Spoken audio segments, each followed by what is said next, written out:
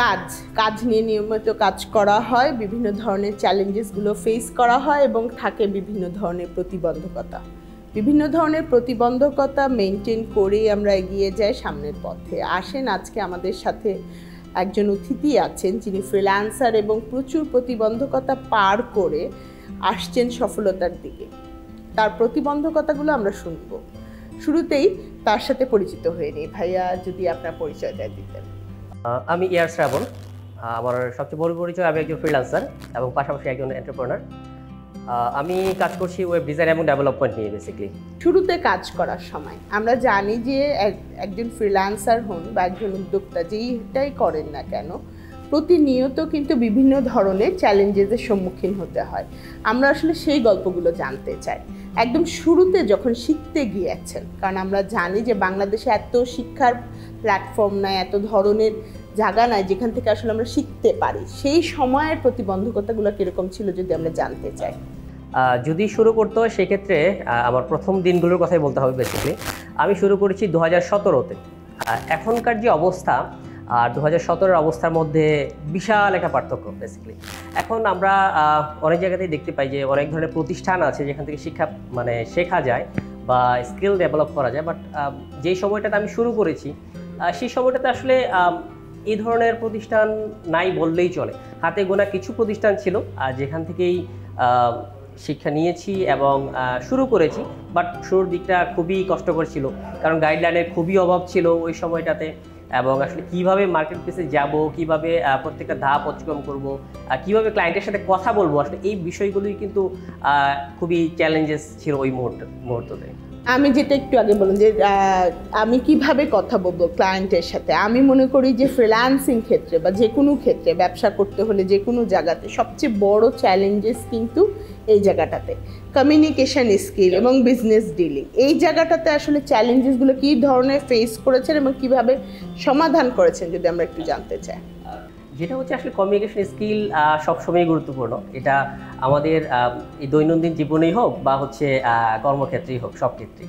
আর বিশেষ করে যখন আমরা বাহিরের দেশে কোনো ক্লায়েন্টকে যখন হ্যান্ডেল করছি এটা নিয়ে, তো ওই বিষয়টাতে একটু বেশি গুরুত্ব দিতে হয়। কারণ নর্মালি আমি এই যে আপনার সাথে বসে আমি কথা বলছি, আমি হাসছি, আপনিও দেখতে পাচ্ছেন যে আমি আসলে আপনার সাথে হাসি মুখে কথা বলছি। বাট যখন আমি একটা ক্লায়েন্টের সাথে কথা বলবো, মেসেজে আমি চ্যাট করছি তার সাথে, সে কিন্তু আসলে বুঝতে পারছে না যে আমার আসলে ওই মুহূর্তে আমার বাহ্যিক অনুভূতিটা কেমন। তো তাকে আমার কিন্তু বোঝাতে হয় যে আমি আসলে কীভাবে কথা বলছি, কথা দিয়ে বোঝাতে হয় যে আমি হাসছি নাকি রেগে আছি নাকি। তো তাকে বেসিক্যালি আমার বোঝাতে হচ্ছে যে আমি আসলে তার সাথে হেসে কথা বলছি, তার প্রতি আমি খুবই আন্তরিক। তো এই যে আন্তরিকতাটা, কনফিডেন্সের সাথে যে এই যে আন্তরিকতাটা প্রকাশ করার যে মাধ্যম, সেটা হচ্ছে কমিউনিকেশন স্কিল। আর যেহেতু আমরা বাংলাদেশে থাকি, আমাদের এডুকেশন সিস্টেমটা এরকমভাবে হয়েছে বা যখন থেকে আমরা শুরু করেছি যে আমরা এডুকেশন শেষ গ্র্যাজুয়েট হয়ে গেছি, বাট আমরা একদম ফ্রিকুয়েন্টলি ইংলিশে কথা বলতে পারছি না। তো যেহেতু আমরা বাইরের ক্লায়েন্টগুলোকে হ্যান্ডেল করি, তো সেক্ষেত্রে এই জিনিসটা কিন্তু খুবই আমাদের জন্য ইম্পর্টেন্ট। কি বলা যায় এটাকে, আমি যদি বলি যে আমাদের যেই কাজ এটার কি এটা ছাড়া আমরা প্রবেশ করতে পারবো না বেসিক্যালি। হ্যাঁ, হয়তো অনেক সময় দেখা যায় আমাদের স্কিল কম থাকে কিন্তু কমিউনিকেশন দিয়ে কোনোভাবে ম্যানেজ করে নিই। বাট যদি আপনার স্কিল থাকে, আপনি যদি সেটা কমিউনিকেশন প্রকাশই করতে না পারেন, তখন কিন্তু ওই কাজটা কিন্তু আমি ক্লায়েন্টের কাছে নিতে পারবো না। তো এই জন্যই হচ্ছে কমিউনিকেশন স্কিলটা খুবই গুরুত্বপূর্ণ। যে কারণেই আমি এরকম না যে আমি খুবই ভালো এক্সপার্ট, বাট প্রথম দিকে খুবই অসুবিধা হতো। প্রথম দিকে আমি যখন কাজ শুরু করি 2017-তে, তখন যখন যে ক্লায়েন্ট আমাকে মেসেজ দিল, আমার টেক্সট করতে গিয়ে হাতগুলো কাঁপছিল। হ্যাঁ, যে আমি আসলে কী লিখবো ওই সময়টাতে, হয়তো আমি যে শব্দটা জানি সেটা বলে যাচ্ছিলাম, এরকম হচ্ছিল।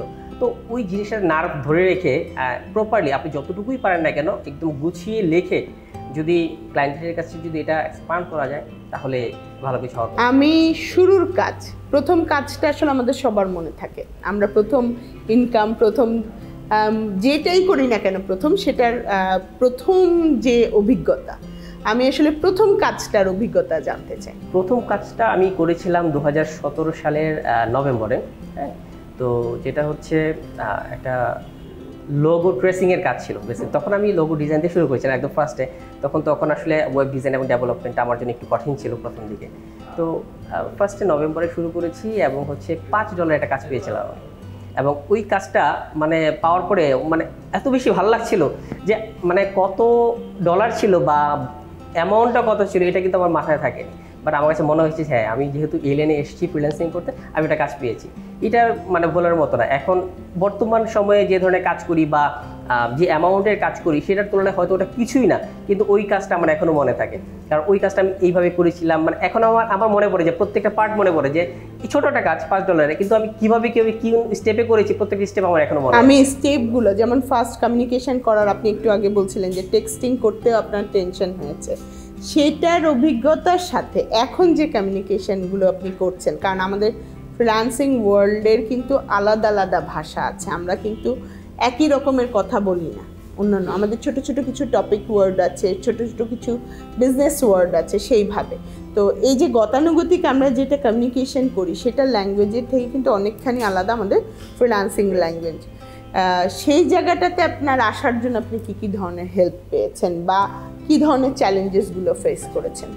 বেসিক্যালি যেটা হচ্ছে, আমি প্রথম দিকে যখন ক্লায়েন্টের সাথে কমিউনিকেশনে যেতাম বেশ কিছু ডিফিকাল্টিস ফেস করেছি তাদের সাথে কথা বলতে গিয়ে। হয়তো আমি আসলে যেইভাবে কথা বলি তার কথার সাথে আমার যেই কথা এটা আসলে একটু মনে হচ্ছে খাপ খাচ্ছে না বা হচ্ছে একটু অন্যরকম লাগছে। তখন আমি আস্তে আস্তে অনেকগুলো ক্লায়েন্ট যখন আমাকে মেসেজ দিয়েছে, আমি সবার সাথে আবার প্রত্যেকটা মেসেজ পুনরায় পড়া শুরু করলাম যে ওরা আসলে কীভাবে বলতে চাচ্ছে বা কথাগুলো কীভাবে বলছে। তো সেইটার উপর বেস করে আমি যেটা করলাম, যখন দেখলাম যে না আমার যেই গতানুগতিক যে কথার ধরন বা যে কমিউনিকেশন ধরন এটা হয়তো যাচ্ছে না তার সাথে, তখন আমি কিছু বই পড়া শুরু করলাম, হ্যাঁ, কিছু ইংলিশ মুভি দেখা শুরু করলাম। তো যেখান থেকে আমাকে যেটা হচ্ছে যে আমি অনেক সময় দেখা যায় যে আমরা যেভাবে শিখি একদম ভার্ব টেন্স ধরে ধরে যেভাবে আমরা ইংলিশ শিখি, বাট যখন প্রচলিতভাবে কথা বলে তখন কিন্তু এগুলোর ব্যবহার অনেকগুলো কমে যায়। হ্যাঁ, তো তখন আমি দেখলাম যে এগুলো মানে মুভিগুলো দেখছি, ওখানে কিছু শব্দ দেখলো আমি একভাবে বলছি বাট সে আরেকভাবে বলছে। তো এগুলো আস্তে আস্তে নিজের মধ্যে নেওয়ার ট্রাই করলাম।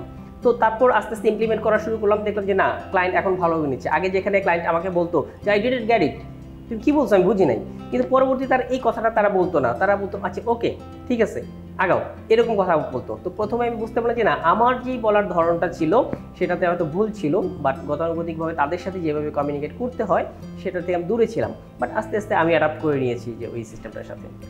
কখনো কাজ করতে যে বিশাল একটা পথ চলা 2017 থেকে 23, সুতরাং এই বছরের ভিতরে কোনো কাজ করতে যে হ্যাঁ কাজের টাইমলাইন ছিল হয়তো 5 তারিখ আমার মিস হয়ে যাচ্ছে, সেই ক্ষেত্রে কখন কি করা হয়েছে? আমরা যেহেতু আসলে একটা ডেডলাইন নিয়ে কাজ করি, এটা অনেক সময় ফেস করি যে আসলে ডেডলাইন নিয়ে খুবই মানে কি বলে টানাটোনার মধ্যে থাকি আমরা। কারণ দেখা যাচ্ছে কি আমাদের যেই ধরনের থাকে, ধর একটা কাজ হয়তো আমি নিয়েছি, এখন যেহেতু আমি ওয়েব ডিজাইন এবং ডেভেলপমেন্ট নিয়ে কাজ করছি, তো রিসেন্ট একটা এক্সপিরিয়েন্স আমি শেয়ার করি। আমার একটা প্রজেক্ট ছিল, যেটি প্রজেক্ট চলছিল, যেটার আমাদের ডেলিভারি ছিল 2 সপ্তাহ, কিন্তু আনফর্চুনেটলি 2 সপ্তাহে আমরা এটা কমপ্লিট করতে পারিনি। তো যখন আমি করতে পারিনি কমপ্লিট, তখন ডেফিনেটলি ক্লায়েন্টকে আমাকে তাকে এমন বোঝাতে হবে যে হ্যাঁ আমি তার কাজটাই করছি, বাট আনফর্চুনেটলি এটা আমি মিট করতে পারি নাই। বাট তাকে তো এটা বলা যাবে না যে আমি মিট করতে পারি নাই, আমাকে ডেফিনেটলি এখানে একটা ভ্যালিড রিজন দেখাতে হবে যাতে আমিও সেফ জোনে থাকি, সেও খুশি থাকে। তো তখন তাকে আমরা এটাই বোঝানোর চেষ্টা করলাম যে কাজটা আমরা করছি, এই কাজটা অন্য যদি কেউ হতো তাহলে কতদিন সময় নিত, এই কাজটা যদি অন্য কেউ করতো তাহলে কি কি ডিফিকাল্টিস হতে পারতো। আমরা এই ডিফিকাল্টিসগুলো শো করি তার সাথে, এবং শো করার পরে এইভাবে মানে শেয়ার করার চেষ্টা করি যে এটা তো আমাদের আরেকটু সময় দরকার, আমি তোমাকে দিয়ে দিতে পারতাম, এই যে ডেডলাইন ছিল আমি দিয়ে দিতে পারতাম, বাট আমি চাইনি তোমাকে একটা খারাপ কোয়ালিটি কাজ হ্যান্ড ওভার করি। তো তোমাকে আমি 100% কোয়ালিটি কাজটা এনশিওর করার জন্য আমি একটু সময় চেয়ে নিচ্ছি। তো এই যে যখন আমি তাকে এইভাবে বললাম, সে আমার সাথে হাসি মুখে এগ্রি করেছে, okay that's fine, you can take your time.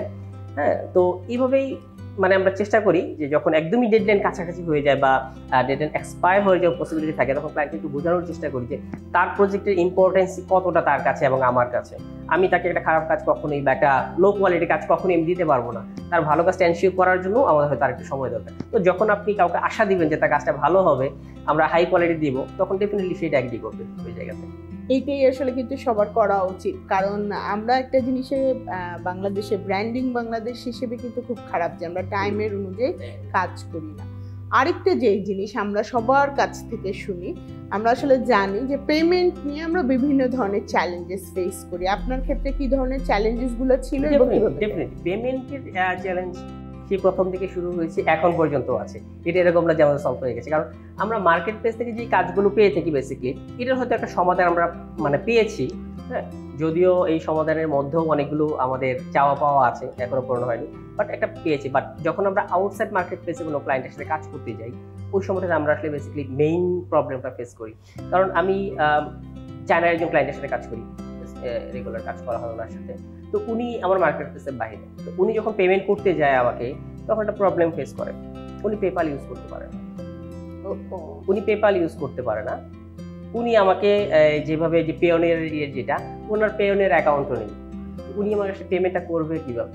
তো এরকম আমি হয়তো তাকে ব্যাংক অ্যাকাউন্ট দিয়ে দিতে পারি, সে হয়তো ওখান থেকে টাকা পাঠাতে পারে, যে এইটার মাধ্যমে একটা সমস্যা। যেমন আমার পরিচিত এক ভাই, ছোট ভাই, যিনি ফ্রিল্যান্সিং করেন, উনিও মার্কেটের বাইরে কাজ করছেন, তো যেটা বললো যে ওনার ক্লায়েন্ট তাকে $1000 পেমেন্ট করেছে, তো এইটার জন্য ব্যাংক মানে তার কাছে মোটামুটি এক দিস্তা কাগজের মধ্যে পেপার চেয়েছে যে এতগুলো পেপার দিতে হবে, কেন করেছে। তো এই যে একটা মানে প্রতিবন্ধকতা পেমেন্ট রিসিভের ক্ষেত্রে, তো আমি যখন চিন্তা করবো পরে আমি বাইরে একটা ক্লায়েন্টের সাথে কাজ করবো $1000, তো আমাকে এতগুলো কাগজ দিতে হবে, তখন ডেফিনেটলি আমার মাথায় একটা টেনশন থাকবে যে আমি এতগুলো কাগজ কোথায় পাবো, কিভাবে সংগ্রহ করবো। তো অনেক সময় দেখা যায় ক্লায়েন্টকে না করে দিতে হয়। তো এই জিনিসগুলো ফিক্স যদি হয় তাহলে দেখা যায় এখনকার যে কাজের অবস্থা আছে তাতে হয়তো 50% বেড়ে যাবে। কারণ এই পেমেন্ট গেটওয়ে নিয়ে অনেক মানে অসুবিধাই আমরা ফেস করে থাকি। হ্যাঁ, আমাদের দেশে বিভিন্ন টাইপের পেমেন্ট গেটওয়ে এখন আসেনি, যার কারণে এই ধরনের বিশেষ করে চায়নার পেমেন্ট নেওয়াটা আসলে বেশ বিপদের সম্মুখীন। বিদ্যা চ্যালেঞ্জেস থেকে একটু যাচ্ছি, কিন্তু আপনাদের সাথেই আছি।